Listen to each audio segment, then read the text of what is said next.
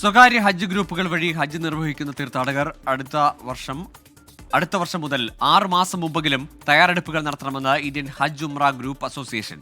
10,000-കണക്കിന് തീർത്ഥാടകർക്ക് ഹജ്ജിനുള്ള അവസരം നഷ്ടപ്പെട്ട പശ്ചാത്തലത്തിലാണ് അറിയിപ്പ്.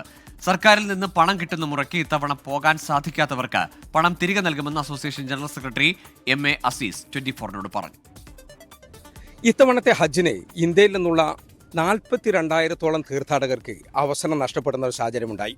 എന്തുകൊണ്ടാണ് 42,000-ഓളം തീർത്ഥാടകർക്ക് അവസരം നഷ്ടപ്പെട്ടത്? ഇതേക്കുറിച്ച് വിശദീകരിക്കുകയാണ് ഇന്ത്യൻ ഹജ്ജ് ഉംറ ഗ്രൂപ്പ് അസോസിയേഷൻ്റെ ജനറൽ സെക്രട്ടറി MA അസീസ്. എന്താണ് സംഭവിച്ചത്? ഇന്ത്യയിൽ നിന്നും ഏകദേശം 52,000 ആളുകൾക്ക് ഇത്തവണ ഹജ്ജ് കോട്ട വീതിച്ച് നൽകിയിരുന്നു. 26 CHOകൾക്കായിട്ടാണ് ഹജ്ജ് കോട്ട വീതിച്ച് നൽകിയത്. അതിൽ ഓരോ CHOകളിലും 2,000 പേരാണ് ഉണ്ടായിരുന്നത്.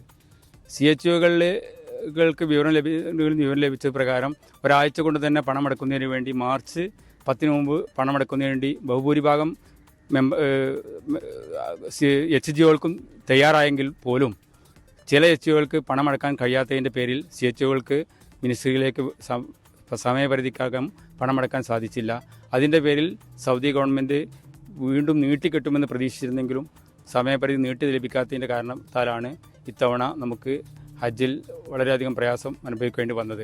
സാധാരണ രീതിയിൽ റംസാൻ കഴിഞ്ഞതിന് ശേഷമാണ് ഞങ്ങൾ എല്ലാവിധ നടപടിക്രമങ്ങളും തീർക്കാറുള്ളത്.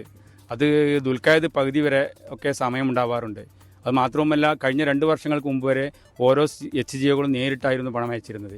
ഇപ്പോൾ CHOക്ക് പണം അടച്ചതിന് ശേഷം CHO ഇന്ത്യൻ ഹജ്ജ് മിഷൻ അടക്കുകയും ഇന്ത്യൻ ഹജ്ജ് മിഷൻ നേരിട്ട് സൗദി അധികൃതർക്ക് അടക്കുകയുമാണ് ചെയ്യുന്നത്. അപ്പോൾ അതിലുണ്ടാകുന്ന കാലതാമസവും ഇതിന് പ്രത്യേകമായ ഒരു കാര്യമായിട്ടുണ്ട്. അപ്പോൾ മുൻ വർഷങ്ങളിലൊക്കെ സാധാരണ ഈ റമദാനിന് ശേഷമാണ് ഈ സ്വകാര്യ ഗ്രൂപ്പുകളിൽ ആളുകൾ ഹജ്ജിന് പോകണോ വേണ്ടേ എന്നൊക്കെ തീരുമാനിക്കുന്നത്. എന്നാൽ ഇനി മുതൽ അത് ശരിയാവില്ല, ഒരു 6 മാസം മുമ്പെങ്കിലും വേണം എന്നുള്ള രൂപത്തിലാണോ ഇപ്പോൾ ഇത് നൽകുന്ന ശരിക്കുള്ള പാഠം എന്താണ്?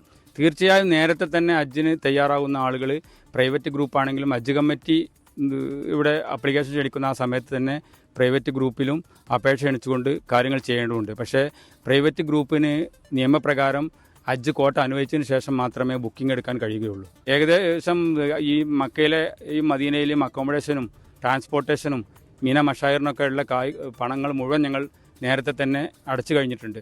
അതുകൊണ്ട് തന്നെ അത് തിരിച്ചു കിട്ടാതെ ഒരിക്കൽ പോലും ഒരു ഏജൻസിക്കും മുഴുവൻ പണവും തിരിച്ചടക്കാൻ കഴിയാതെ ഹാജിമാർ പൈസ തിരിച്ചു ചോദിക്കുന്നില്ലേ? ഹാജിമാർ പൈസ പലരും തിരിച്ചു ചോദിക്കുന്നുണ്ട്. തിരിച്ചു കൊടുക്കണമെങ്കിൽ ഗവൺമെൻറ് പൈസ കിട്ടിയാൽ മാത്രമേ കഴിയുകയുള്ളൂ.